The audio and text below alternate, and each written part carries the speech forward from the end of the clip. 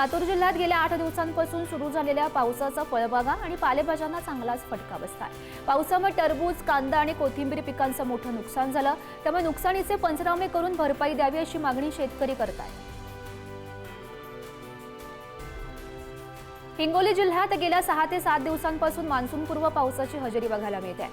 अवकाळी पावसाचा भाजीपाला वर्गीय पिकांना मोठा फटका बसलाय। पावसामुळे बोडका गावातील एका शेतकऱ्याचं 2 एकर क्षेत्रावरील टोमॅटोचं मोठं नुकसान झालं। त्यामुळे भाजीपाला उत्पादक शेतकरी चिंतेमध्ये सापडलेत। राज्यामध्ये मान्सूनपूर्व पावसाचा जोर कायम आहे। त्यामुळे अनेक ठिकाणी पेरणीची तयारी सुद्धा ठप्प झाली आहे। पुणे, सातारा, रायगड, रत्नागिरी, सिंधुदुर्ग, कोल्हापूर, सांगली आणि मराठवाड्यात जोरदार पाऊस सुरू आहे। त्यामुळे फळबागा, भाजीपाला आणि उन्हाळी पिकांना याचा फटका बसलाय। जालन्यामध्ये अवकाळी पावसामुळे साठवलेल्या कांद्याचं नुकसान झालं। कांदे शेतातच ओले होऊन सडलेले आहेत। त्यामुळे शेतकऱ्याचं मोठं आर्थिक नुकसान झालंय। जालना जिल्ह्याभरात मागील 8 ते 10 दिवसांपासून जोरदार वादळी वाऱ्यासह अवकाळी पाऊस बरसतोय। त्यामुळे अवकाळी पावसाचा फटका शेती पिकांसह फळबागांना सुद्धा बसतोय। हिंगोलीमध्ये वादळी वाऱ्यासह झालेल्या पावसाचा शेतीसह हळदीच्या बाजारपेठेवर परिणाम झालाय। बाजार समितीने विशेष दक्षता घेत शेतमाल सुरक्षित ठेवण्यासाठी 3 शेडची उभारणी केली। यंदा बाजार समितीमध्ये तब्बल 1890 क्विंटल हळदीची विक्रमी आवक झाली आहे। भंडारा जिल्ह्यात गेल्या 2 ते 3 दिवसांपासून ढगाळ वातावरण असून वादळी वाऱ्यासह पावसाची हजेरी बघायला मिळाली। जिल्ह्यामध्ये सध्या धान कापणीचा हंगाम सुरू आहे। मात्र पावसामुळे धान कापणी रखडली आहे। अनेक शेतकऱ्यांच्या शेतातील धान जमीनदोस्त झालाय। त्यामुळे धान उत्पादक शेतकरी चिंतेमध्ये सापडलेत।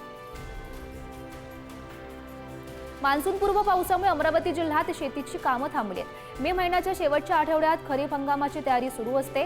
मात्र पावसामुळे शेतात ट्रॅक्टर किंवा बैलजोडी नेणं शक्य होत नाहीये। पाऊस असा सुरू राहिला तर खरीप हंगामाची तयारी लांबणीवर पडण्याची शक्यता आहे। बाजारामध्ये चिंचेच्या दरात काहीसे चढ-उतार बघायला मिळतात।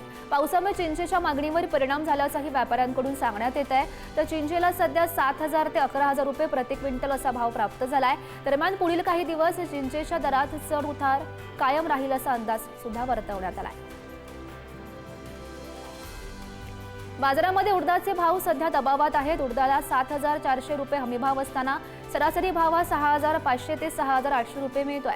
देशातील चांगले उत्पादन आणि आयात वाढल्यामुळे उडदाचा पुरवठा वाढलाय। त्यामुळे उडीद बाजारातील ही परिस्थिती आणखी काही दिवस कायम राहण्याचा अंदाज आहे। खानदेशात केळीचे दर सध्या स्थिर असल्याचं दिसतंय। केळीचे कमाल दर 2,700 रुपये प्रति क्विंटल पर्यंत पोहोचल्यात।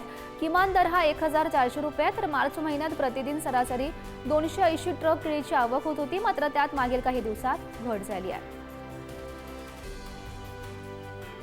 राज्यामध्ये एकूण 1,63,308 क्विंटल कांद्याची आवक झाली आहे। पिंपळगाव, बसवंत येथे उन्हाळ कांद्याला सरासरी 1,250 रुपये प्रति क्विंटलचा दर प्राप्त झाला। साक्री येथे 800, लासलगाव येथे 1,150, मालेगाव, मुंगसे येथे 800 तर मनमाड येथे 1,100 तर सिन्नर येथे 1,000 रुपये दर प्राप्त झालाय। यंदा खरीप आणि रब्बी अशा दोनही हंगामात शेतीत विक्रमी उत्पादन झालंय। त्यामुळे गहू वगळता इतर सर्व प्रमुख शेतमालाचे बाजारभाव किमान आधारभूत किमतीपेक्षा कमी आहेत। अन्नधान्य आणि डाळी यांच्या किमती मोठ्या प्रमाणात पडलेल्या आहेत। कांद्याच्या दरात सुधारणा झाली आहे।